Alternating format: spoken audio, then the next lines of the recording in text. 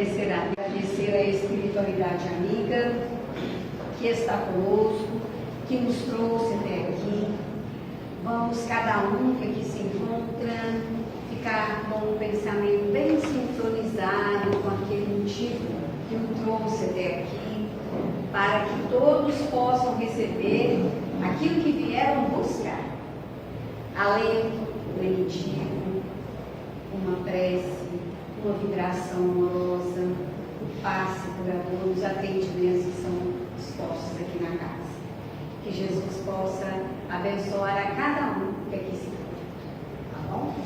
Meus amigos, meus irmãos, hoje nós vamos conhecer um pouquinho mais a respeito da Casa do Caminho. Alguém já ouviu falar? Com certeza, né? A Casa do Caminho, a Mansão do Caminho, aliás, ela foi fundada pelo Sr. Dinópolis e Nilson, que era seu amigo. Mas nós vamos conhecer aqui muitas nuances relacionadas a esse instituto, a essa instituição, o seu, vamos falar assim, o seu nascimento, como é que eram feitas os atendimentos ali dentro. Então há coisas muito interessantes aqui para a gente saber, porque foi dia 15 de agosto a sua fundação, 15 de agosto de 1952. E até hoje, ela é referência até hoje, até internacional, a Mansão do Caminho. Então, fundação, 15 de agosto de 1952. Com mais de 5.000 pessoas atendidas diariamente, a Mansão do Caminho transforma vidas em Salvador desde a sua fundação. Ali é oferecido, então vamos ver os serviços oferecidos lá dentro. Educação, então tem alunos lá desde fundamental até mais um pouco mais. Tem o atendimento de saúde, tem atendimento psicológico e assistência social. E essa assistência social, a quem mais precisa, é a essência do trabalho realizado ali. Então há muitas, mas muitas situações ali resolvidas, falta de emprego, falta de uma assistência de cesta básica. Então são trabalhos que significam que, vamos falar assim, é o carro-chefe da Mansão do Caminho, assistência social. Olha o quanto é importante. Obrigada, meu amor. Na educação, o que eles contam ali para nós?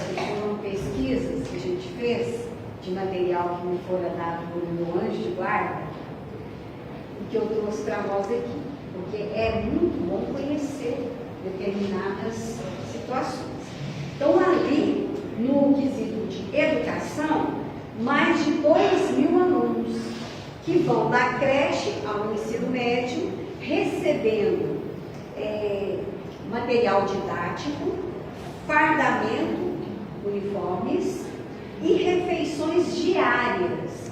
Então, a gente começa a perceber aqui que para que aquilo tudo funcione, é preciso ter aí um capital de giro importante, porque principalmente quando das refeições diárias, não é de vez em quando, todos os dias.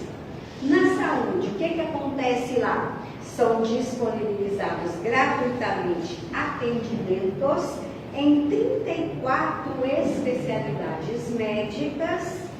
Então ali as pessoas vão sem custo e são atendidas por esses profissionais que doam o seu serviço, o seu tempo ali para estar atendendo.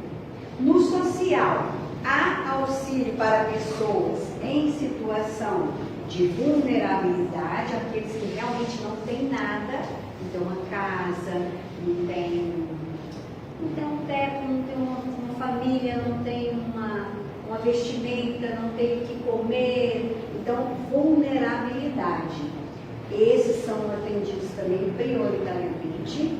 Patologias graves, então doenças também de e também idosos e gestantes. Certa feita a gente acompanhou um material que eles fizeram uma filmagem lá dentro. É tudo muito bonito lá. Eu ainda não fui pessoalmente, mas a gente conhece pelas fotos, pelos vídeos. É um lugar extremamente agradável, extremamente acolhedor. Então a gente percebe que tem crianças, jovens, idosos, gestantes, que vão ali com certeza buscar seu enxovalzinho também. São ações de socorro contínuas e toda boa ação é sempre muito bem-vinda para eles que se dedicam a essa causa. Agora a gente vai conhecer uma visão psíquica da Mansão do Caminho, como isso aconteceu. A Mansão do Caminho, ela já existia no mundo espiritual. Seus alicerces espirituais estavam solidamente estruturados e se erguiam altanelos. Então, é importante também a gente lembrar que quando uma instituição dessa natureza, dessa envergadura, que vai alcançar grande número de pessoas, primeiramente ela é idealizada no plano dos espíritos, e isso fortalece a concretização do plano físico, porque há toda uma assistência do plano espiritual. Então ele estava pautado nessa, vamos falar assim, nessa base forte, com segurança, porque a Mansão do Caminho já estava assim, sendo estruturada no plano dos espíritos.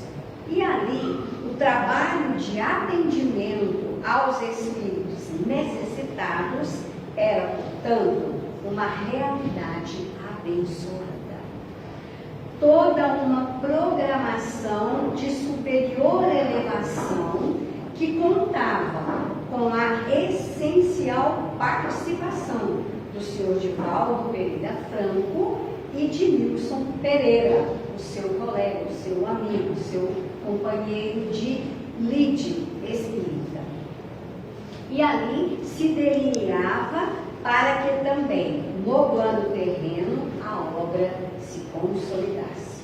Assim sendo, quando o médium baiano tem a visão de uma obra inteira, não é apenas, digamos, uma maquete, só uma representação. Ele teve uma visão de tudo, realmente. Era médium, tinha todo vamos falar assim, um aparato espiritual, então ele não viu apenas um desenho, uma experimentação. Não, era algo grandioso, né, do que viria a ser. Porém, a própria mansão em pleno funcionamento na espiritualidade maior. Então vejam que segurança Divaldo deve ter guardado consigo, que aquilo já existia, já acontecia no plano dos espíritos. E viria se consolidar, que é a palavra mais forte, não é concretizar, consolidar, unir-se uma que já existia no plano dos espíritos com essa no plano físico.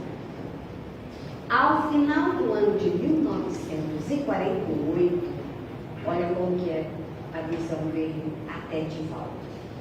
Divaldo voltava de trem do interior da Bahia em companhia de Nilson, quando, em meio ao percurso, teve uma visão psíquica. Divaldo era médium em toda a sua, vamos falar assim, magnitude. Então, tinha dupla vista.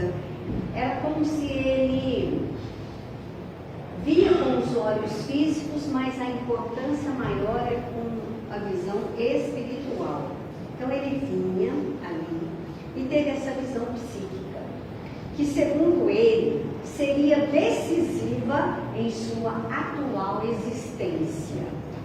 Narrando o fato, o médium baiano diz, olha como que eu vou descrever: o trem corria e eu olhava a paisagem, e simultaneamente senti-me deslocado para uma área muito grande, toda arborizada, com uma série de construções e um grupo de crianças em torno de um homem de idade.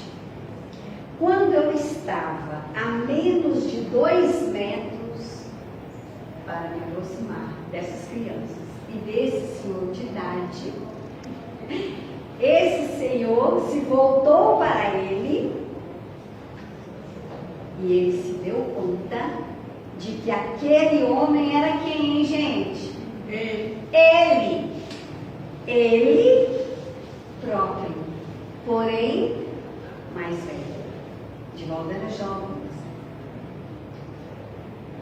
Olha só, isso era uma brincadeira, isso não, é algo sério. A espiritualidade não brinca em si.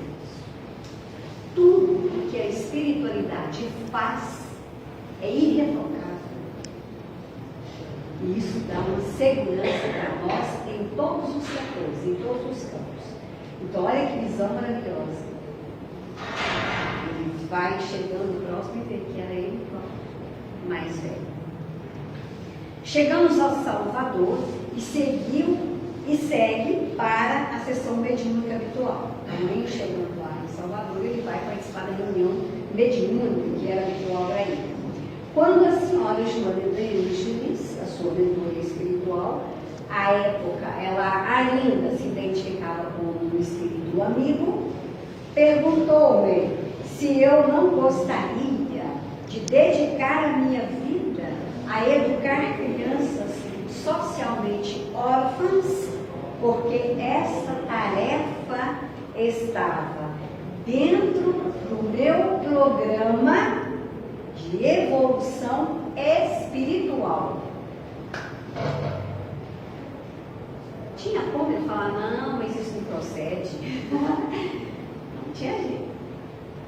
Tinha acabado de ter a visão. Vai para a reunião mediúnica. O amigo espiritual, entre aspas, a senhora Joana, vai fazer essa séria pergunta. Foi assim que nasceu a mansão do caminho, recebendo este nome em homenagem aos cristãos primitivos. A gente sabe que Pedro, ele fora construir a casa do caminho. Então, a mansão do caminho foi inspirada para homenagear a casa do caminho, aos pregadores da estrada, conhecidos como os homens do caminho. Então, era a primeira igreja de Antioquia, aquela que Pedro organizara. Para lá que foi Paulo, para lá também fora Estevão, que era Gesiel antes da conversão, antes de todo aquele acontecimento. Então, foi em homenagem a eles. Diante do terreno, o médium baiano identificou de imediato a paisagem de sua visão psíquica. Então, ele começou era meio que pôr um de frente para o outro. Ele identificou essa visão, como se as futuras edificações ali já existissem. Ele começou a ver tudo, com certeza, havia aquele cômodo, aquela salinha. Ele começou a ver. Efetuada a compra, não havia um minuto a perder. Narra a amiga Maria Anita Rosas Batista que Divaldo e Nilson eram bem jovens. Por isso a gente fala, o jovem que guarda consigo o desejo incessante de ser bom, o desejo incessante de praticar a caridade, de envolvimento com o bem. A gente fala que o jovem tem a força, tem a alegria, tem a disposição, tem todo um mecanismo didático também para resolver determinadas situações. Divaldo e Nilson eram bem jovens, dizendo essa nossa amiga Maria Anita.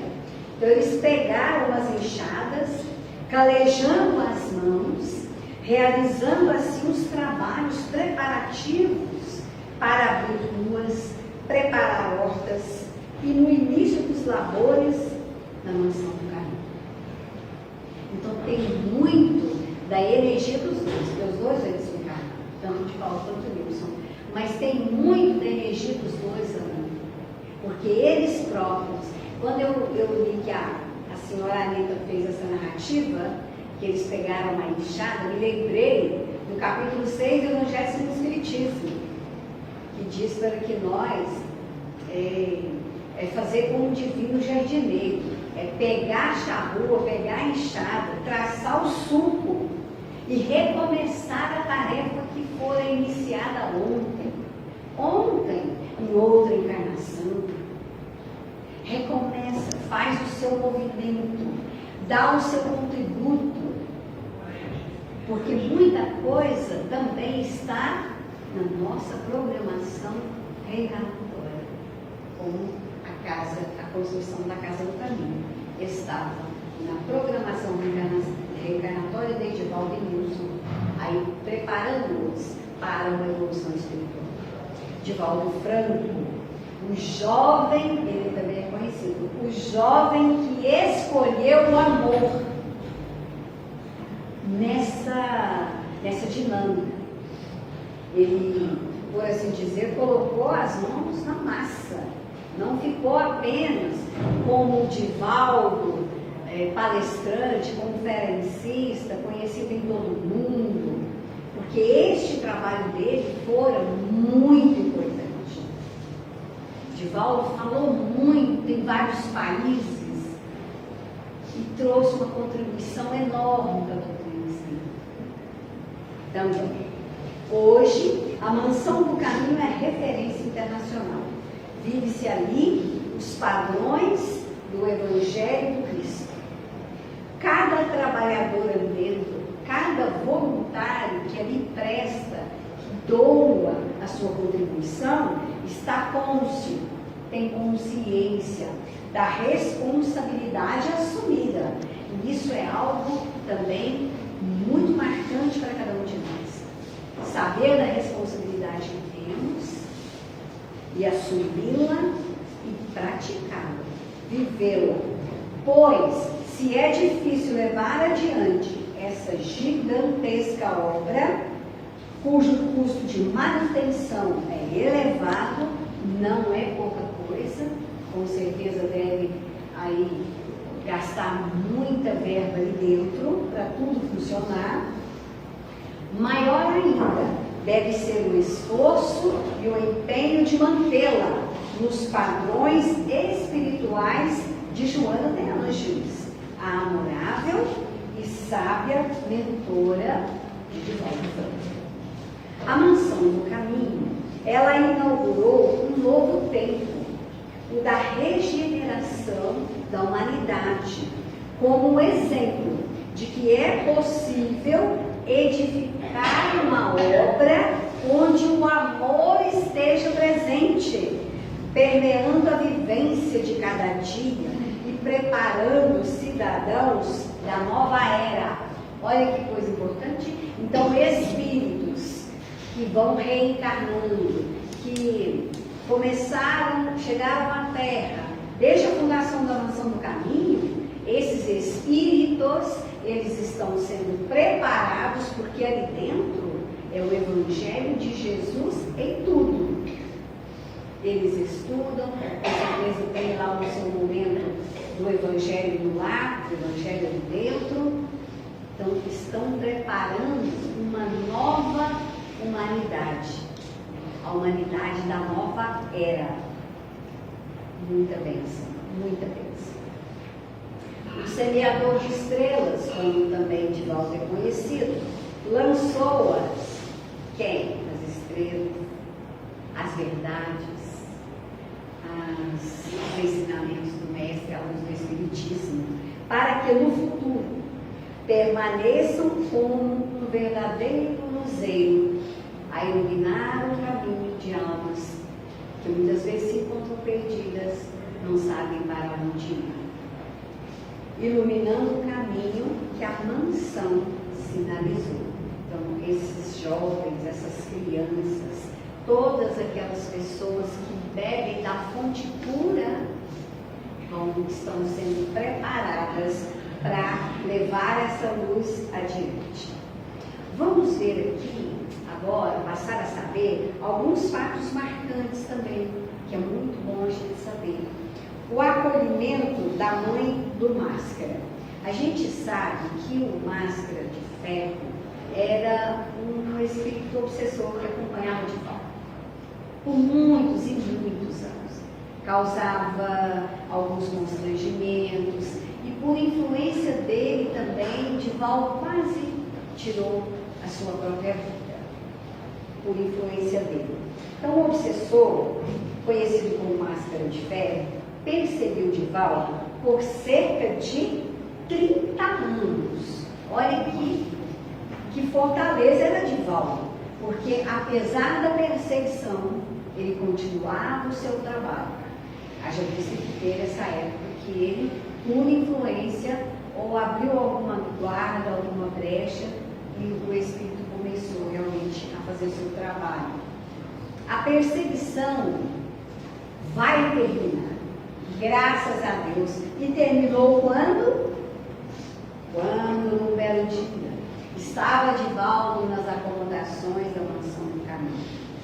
Fora chamado até a porta por um dos serviçais dali, porque algo estranho estava dentro do latão de lixo lá fora.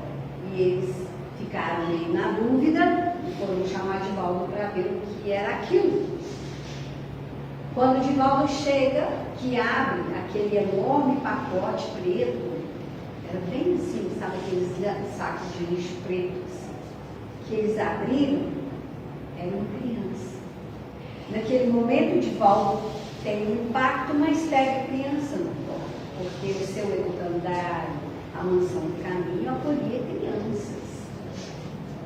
Quando ele pega aquela criança no colo, o Máscara de Ferro vai aparecer para ele, porque ele aparecia sempre. Ele vai aparecer para ele. E o obsessor, ele vai reconhecer naquela criança a reencarnação de alguém muito querido para ele. E ele vai perguntar para Divaldo: você vai amar a isso? E Divaldo vai responder com toda a sinceridade do coração: eu vou aprender a amar. E aí o Máscara de Ferro responde para ele: então, a partir de hoje, eu não vou te perseguir mais, porque essa criança é a reencarnação da minha mãe. Desmontou o obsessor assim, porque ele percebeu que Divaldo não estava mentindo, que realmente ele iria amar aquela criança. Então foi para os braços de alguém que realmente iria acolher. Então Divaldo acolheu, porque a partir do momento que o obsessor reconhece e aceita que aquela criança era a reencarnação da sua própria mãe, ele se acalmou e transformou seus sentimentos e deixou de perseguir Divaldo. O amor materno, renascido na terra, sensibilizou a entidade, porque o amor é a tônica da vida, é o alimento das almas. Quando nós descobrimos o verdadeiro sentimento de amor, guardado na intimidade das nossas almas, haveremos de avançar em entendimento, em força, em coragem, porque olha o que o amor fez com essa entidade que fazia uma perseguição há 30 anos. Então, quando ele percebeu que o amor materno renascia na terra, ele se sensibilizou, depôs o ódio, perdoou e encerrou a perseguição espiritual que ele fazia aqui. E essa tentativa de suicídio? Na juventude, o médium espírita Divaldo Franco passou por um grave momento de depressão. Então, às vezes a gente pensa que momentos depressivos, momentos de ansiedade, momentos de tristeza seguidamente sentida, momentos de, vou falar assim, apatia pela vida, pela existência, pelos problemas, enfim, é só para aquele sofredor, aquele que não entende, aquele que nunca leu, e que aqueles que conhecem, aqueles que estão a falar, não passam por esses momentos. Divaldo passou por esse momento de depressão e quase tirou a própria vida. E ao se aproximar de um paropeito em Salvador, ele relatou que desistiu do ato após ter uma forte visão da sua irmã que havia falecido, que o dissuadiu do ato antes de desmaiar e ser socorrido. A gente vai ver aqui também algo mais a respeito dessa irmã dele. E o episódio, como que aconteceu? Essa forte influência. Sob forte abalo emocional e influência espiritual que atribuía ao obsessor, Divaldo então chegou ao mirante do elevador Lacerda em Salvador. E a visão salvadora, como que foi? No momento em que tentaria o ato, ele viu nitidamente a sua irmã Nair pedindo a ele que parasse. E aí qual foi o impacto? Antes dele desmaiar e ser socorrido. O impacto da visão da irmã o fez desmaiar, permitindo que as pessoas que passassem pelo local o socorressem a tempo. Mas essa visão da irmã dele era algo extremamente, vamos falar assim, divino. Porque vocês vão ver o que aconteceu também com ele.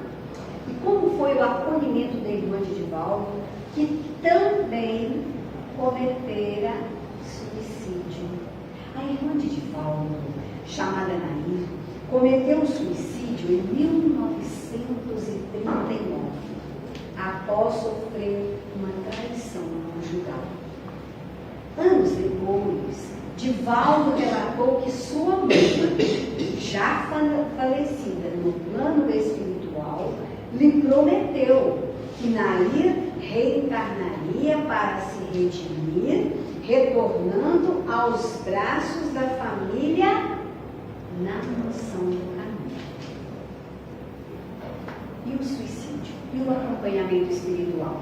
Nair e Divaldo, eles, quando jovens, eles mantinham uma relação muito próxima, eles eram amigos, eram irmãos e amigos durante a juventude.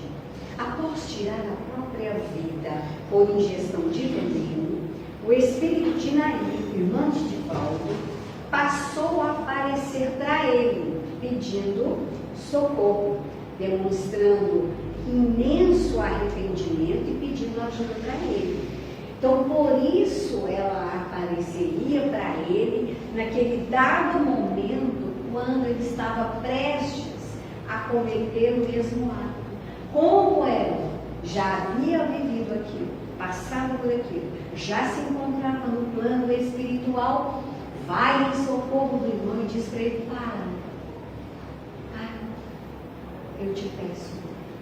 Então, olha só, ela vai pedir para ele ajuda, e esse episódio dele ter essa visão da irmã dele, que desencarnara dessa maneira, pedindo ajuda, vai ser um marco importantíssimo ali na juventude dele e para o seu despertar mediúnico. Porque se alguém, às vezes, um despertar mediúnico não se faz com uma pessoa conhecida, às vezes não dá muita credibilidade. Mas para Divaldo, era tudo que ele precisava. Irmã, falecida, aparecendo para ele, dizendo do suicídio. Então era algo extremamente importante para ele. Décadas mais tarde, Divaldo então vai receber numa reunião mediúnica uma informação muito importante, que a sua irmã retornaria com a terra, com marcas do seu trauma, do seu perispírito, porque ingerira essa porção venenosa para o seu desencarne. Por volta do ano de 1990, uma mulher muito pobre vai procurar a instituição de Edivaldo com uma criança pequena e desnutrida. O médium reconheceu naquela hora, na menina, a reencarnação de sua irmã Naira. A criança fica ali então aos cuidados de Edivaldo e da obra social até desencarnar com pouca idade de forma natural, porque ela é desnutrida, com certeza, devido ao motivo do desencarne pela porção venenosa, tenha ocasionado sérios, vamos falar assim, cometimentos aí em determinados órgãos importantes. E ela foi tratada ali, e ela morreu em tenra idade, e a gente tem notícias pela espiritualidade que espíritos suicidas, quando recebem a oportunidade da nova reencarnação, sua futura reencarnação é menor, porque eles são chamados de completistas, porque muitas vezes, às vezes era para viver 80 anos, então tem um acontecimento por volta de 70, 60. Então aquele tempo que era para ser até determinada idade, eles vão viver apenas essa idade. Então, ela morreu em pouca idade de forma natural. Há uma nota para nós aqui também importante. Se Edivaldo teria dificuldades para a adoção devido ao fato de ele ser solteiro.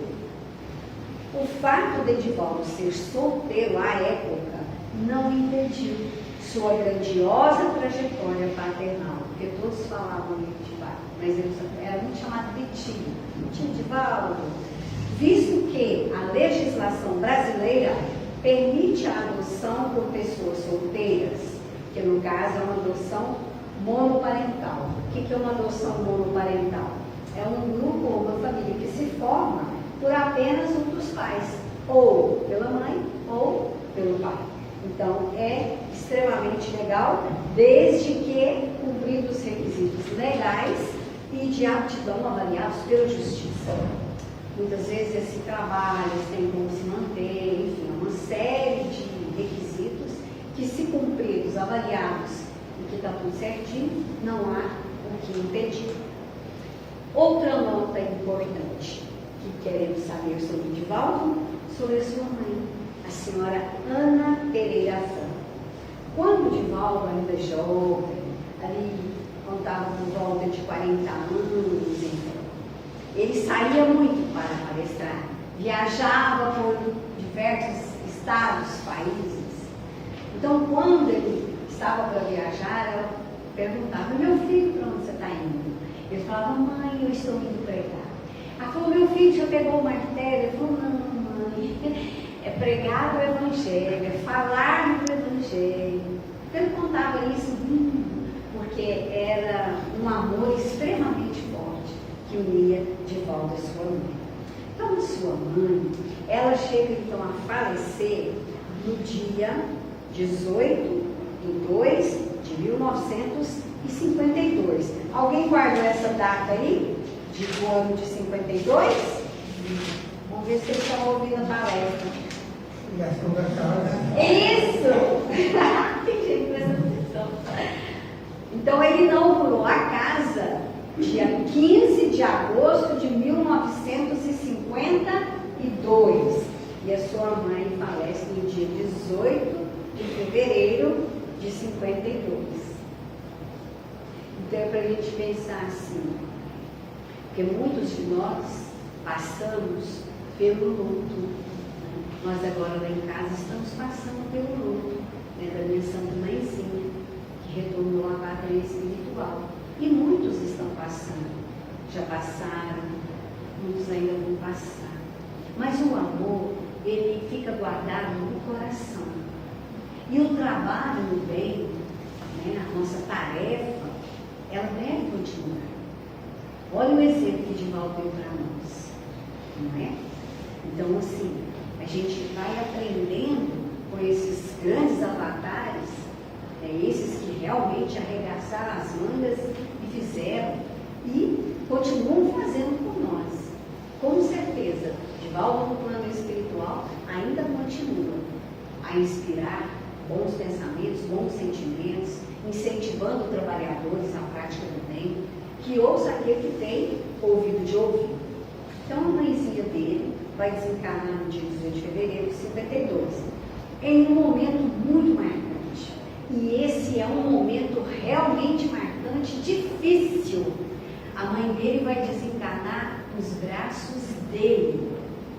Olha que prova, nos braços dele. E ela teve uma forte importância na vida de Edivaldo. Por quê? Como ela resolveu, ou engravidou dele aos 44 anos, nós que somos mulheres, hoje já tem muito tratamento, muita coisa, mas antes, uma gravidez aos 44 anos, ela era considerada extremamente de alto risco. Então, na época, os médicos disseram para ela que desistisse. Então, olha só, ela teve forte importância em sua vida ao decidir manter a gestação dele em 1926, que de fato ele nasceu no dia 5 de maio de 1927. Então, no ano de 26, apesar de alertas médicos contrários devido à sua idade avançada, ela engravidou de Divaldo aos 44 anos. No dia do seu desencarne, Divaldo vai presenciar o desprendimento da sua santa mãezinha do corpo. E ela, no momento da passagem, ele vê tudo. E ela agradecendo a Deus, o jumentinho. Quem era o jumentinho? O corpinho que ela recebeu de Deus para a realização da tarefa dela na Terra. E o fato dela ter conseguido trazer Divaldo para realizar a sua missão na Terra. Então, mãe é abençoada. E eu peço a Deus que abençoe minha mãezinha onde ela estiver. E todas as mãezinhas de alguém aqui que já tenha feito a sua passagem. Que Jesus as acompanhe. Que as companhias espirituais possam dar a elas também o conforto, o consolo no momento da separação. Então ele fez isso, ele acompanhou, e ela agradecendo a Deus o corpinho. E ele depois do desencarne dele, ele afirma tê-la visto nas suas palestras, nas suas conferências, em espírito, com a mesma aparência que ela tinha em vida. Eu me lembrei da mãe de André Luiz, que a primeira vez que ela foi visitá-lo, ali depois que ele já tinha se recomposto, já tinha um pouco mais de preparo, que os espíritos disseram, então agora sua mãe vem te visitar. A mãe de André Luiz vai visitá-lo e ela vai se apresentar a ele como ele se lembrava dela. A mantilha azul, os cabelos em neve, o vestido. Ele viu, ele é minha mãe mesmo. Porque acaso a mãe de André Luiz ou de Divaldo se apresentasse de uma outra forma, ele fala, mãe, minha mãe. Até nisso, os espíritos são caridosos conosco. Eles vão se apresentar. E a gente guarda essa esperança no coração, como nós a conhecemos. Então, Divaldo, ele tem toda essa trajetória, é um semeador de estrelas, é um semeador de boas sementes, que a gente trouxe aqui uma pequena estrofe da lição para encerrar. Divaldo, então, vai desencarnar no dia 13 de maio de 2025, aos 98 anos, em sua residência, na Mansão do Caminho. é em Salvador, na Bahia. A causa do falecimento foi a falência múltipla dos órgãos, após enfrentar complicações de saúde decorrentes de um câncer. Mas Divaldo tinha problemas de coluna. Lembram-se disso? Quem participava das conferências dele na Vicente Convento, ele muitas vezes fazia palestra sentado, que não era problema de coluna. Ele relatava que tinha problemas no coração, problemas na próstata, mas enfim, era igual o Chico Xavier. Vários probleminhas de saúde. Mas Chico Xavier também foi, não sei se 97 ou 98, desencarnou com mais falência múltipla de órgãos. Então fica aqui a nossa homenagem, né? Esse tributo ao Sr. Divaldo, a nossa gratidão por tudo que ele fez, por todas as mensagens trazidas por ele, por todo o seu trabalho na Casa do Caminho, incansável, por todo o seu trabalho espiritual, porque Divaldo também fazia um trabalho espiritual de acolher essas almas que desencarnavam em variados estados, ora ignorantes da verdade, ora eram sabedores da verdade, mas que estavam extremamente confusos. Então, Divaldo acolheu todos esses espíritos também ali com a realização das sessões mediúnicas na Casa do Caminho. Então, aqui fica para nós só uma estrofezinha que está nesse livro, né? A Sublimação da Alma, e o título é Semeador de Esperança, que era ele para nós. E aqui a mensagem vem para cada um de nós, que também pode ser um semeador de esperança. Todas as vezes que a gente fala de esperança, fala de amor, fala de caridade, fala de entendimento, de perdão, nós somos semeadores. Nós estamos saindo a semear. Se tu, sejamos nós todos semeadores de esperança, na convivência diária com os nossos irmãos de caminhada, onde estivermos e com quem nos encontrarmos, semeemos esperança nos corações aflitos e desiludidos. Soerguendo os caídos, consolando os desesperados, apaziguando as mentes em alvoroço, renovando a fé dos descrentes, estaremos depositando sementes de esperança nos corações alheios, para que estas sementes criem raízes nas profundezas da alma e possam germinar e produzir muitas bênçãos de luz e de paz. Para que nós sejamos todos semeadores de esperança. Então nós vamos encerrar com uma pequena canção que nós vamos levar dentro do nosso coração, para que ela nos fortaleça, para que a espiritualidade possa nos agraciar sempre com a sua presença amiga, acolhedora, consoladora. Que esse pensamento de paz, de saúde, de equilíbrio, de serenidade possam ser trazidos e inoculados na nossa mente perispírita, para que possamos continuar a nossa trajetória. Então, como Divaldo, como Chico, como Bezerra de Menezes, todos esses grandes vultos, Jesus, que aqui esteve e deixou sua energia conosco, nós queremos agora receber, como dessa pequena canção, esse alimento para as nossas almas. Ela se intitula Amigo Presente. Vem lá do infinito me amar, eu ao silêncio e pelo meu caminho se faz amigo.